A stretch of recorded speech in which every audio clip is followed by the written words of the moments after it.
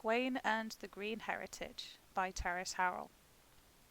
Of all of the natural sacred sites in the Peak District, none is more physically strange and striking than Lud's Church, a rocky landslip gorge rising 60 feet above its hill. Lud Church is a roofless cave, a great hall, a natural temple in the middle of a still wooded wilderness. It runs just a few hundred feet from the rushing River Dane, disappointingly named for Dave Welsh for tricking stream, and nothing to do with the goddess Danu, which marks part of the boundary between Cheshire and Staffordshire. Lud's Church strongly liminal feels goes beyond simple country borders, however. Green and moss and other plant life, damp and cool, no matter the weather, its otherworldly stillness is remarked upon by many traveller writers.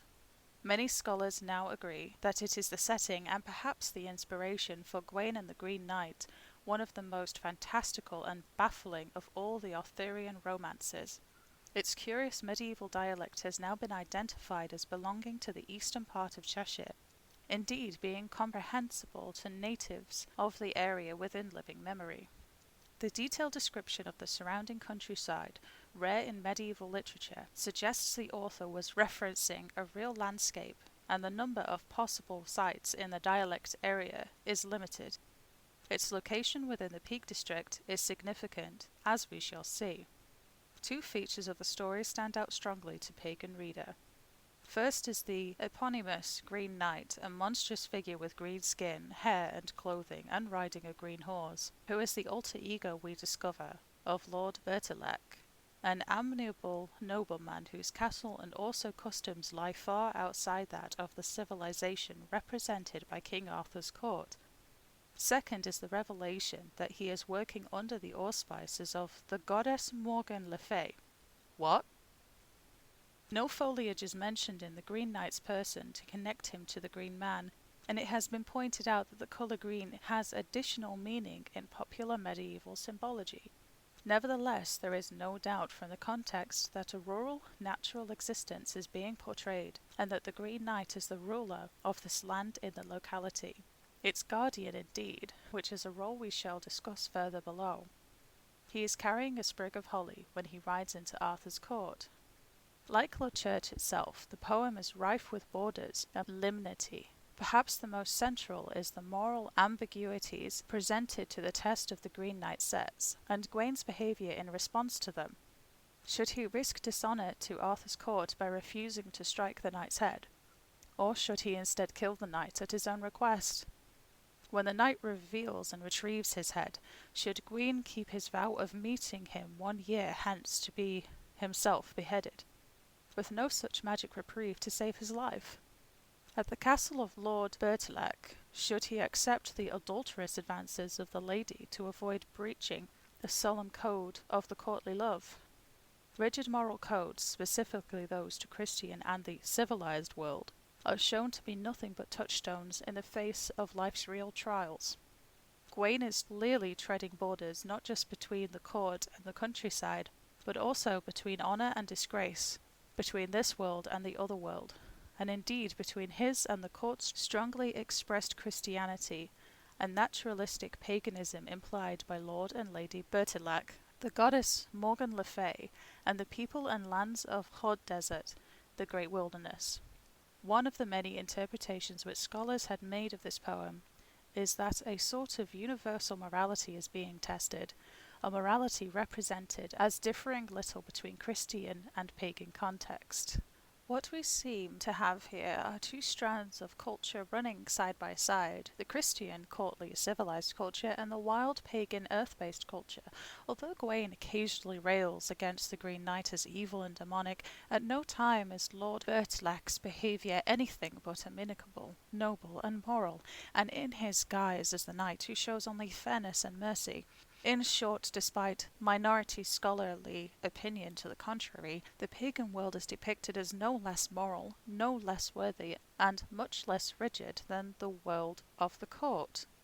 Many scholars have suggested that seemingly unusual view, but without context or explanation. But why would the author do this?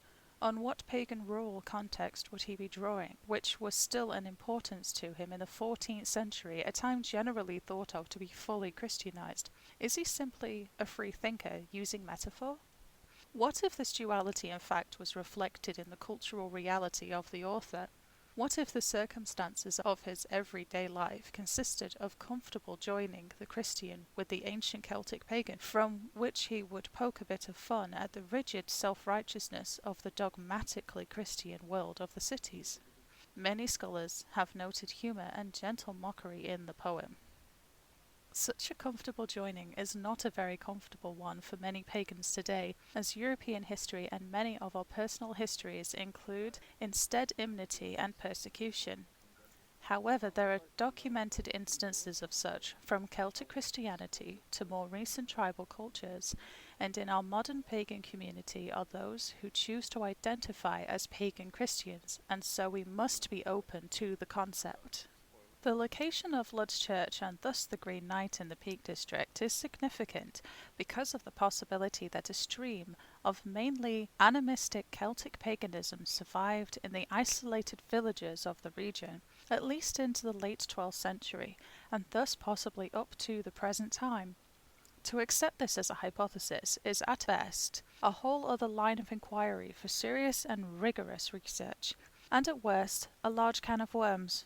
But for the purposes of this article I shall merely raise the suggestion, as is Evidence Cite, Twilight of the Celts, an episode of the BBC's Chronicle programme from 1977, and Twilight of the Celtic Gods, an exploration of Britain's hidden pagan traditions, by David Clarke and Andy Roberts, 1996.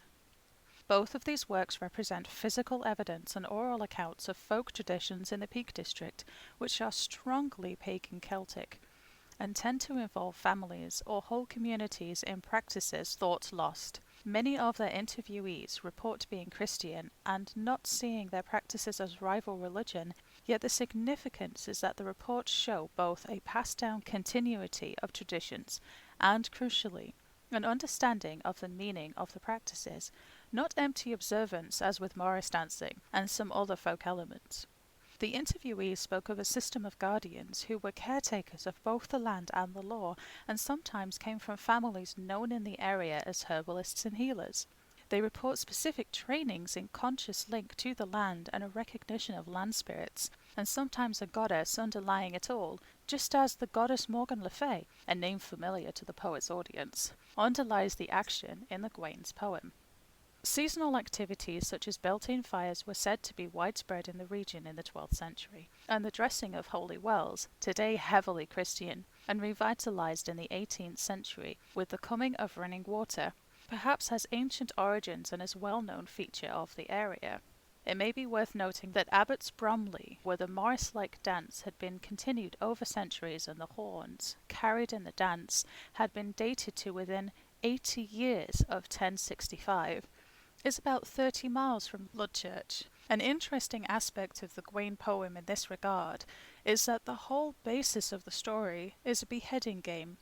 The motive is not unknown in British and Irish legend, but suggests added meaning in the light of Celtic cult of the head. Not only is it well known that the Celts took the heads of their enemies and kept them for magical purposes, but the Peak District has also carved stone heads, some ancient, some medieval, and some later. Churches, bridges, houses and walls have them inset, and are sometimes found near wells and rivers, and among those dug out of the ground, and some suspected of being relatively modern and having been buried deliberately for protection or other rituals.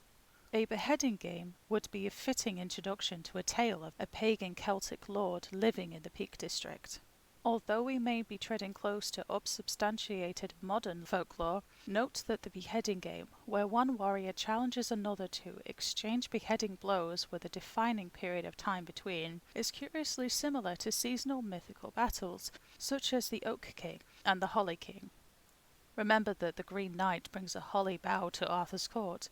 The time period in Gawain is a year and a day, also suggesting the slaying of the old year by the new year.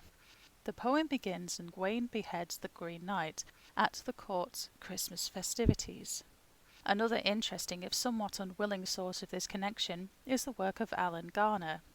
Although apparently Christian himself, and not friendly to modern paganism, Gardner seems to view himself as hereditary guardian of the elderly Edge, just a few miles from Ludchurch. Both his fiction and his essays contain hints that his guardianship may be similar to the tradition mentioned by Clark and Roberts and in Chronicle.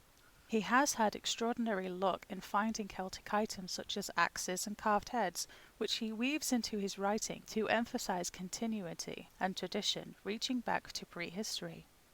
In Boneland, a Paleolithic shaman lived in Ludcrook and becomes the first of an unbroken line of keepers and guardians, which culminates in Colin, the book's main character, who together with his sister Susan was also the main character of Weirdstone of Brisingame and Moon of Gombrath, to which Boneland is the sequel. Gama's own ancestors have literally left their mark on Alderley Edge, one having carved the famous wizard and the poem on the wizard's well, and another having erected, at the request of the landowner, a stone circle. The characterization of the Peak District practices as survivals of an ancient paganism are far from proven. However, I would argue that many of the criteria used in previous studies of pagan survivals have been specific to Wicca, flavoured by the Abrahamic monotheist paradigm and not sufficiently sympathetic to the paradigms of tribal religions. Many of the specific practices noted by Clark and Roberts would be dismissed by many as superstition, not religion. I would counter that the line between superstition and animism, naturalistic paganism, is not a clear one, and that the important question about a given practice is not whether in fact it healed the sick or brought good luck, but whether it sprang from and contributed to a close association with the local land. In addition, some of the practices mentioned are celebrations of features of the seasons and the land, not petitions for gain. Even once a more sensible framework is created, however, there is not yet enough solid information to declare that paganism survived in the peaks until quite recently. Given that according to Clark and Roberts the traditions were already quickly dying out in the 1900s, it may now be impossible to gather that information. Furthermore, the practitioners have been described as very secretive, first from a fear of ridicule or persecution, but in today's world, more importantly, from a fear of invasion and dilution by hordes of modern pagans. Nevertheless, the evidence justifies further serious investigation as we try to understand the place of ancient paganism and modern paganism in our world. The possibility of such traditions help to make sense of the baffling Gawain and the Green Knight, and conversely, the clarification of the picture adds a little more weight to the idea of a continuing tradition, still a living tradition in the 14th century. It certainly helps to make Gawain and the Green Knight very relevant to modern pagans, especially if the same tradition survives in our own lifetimes.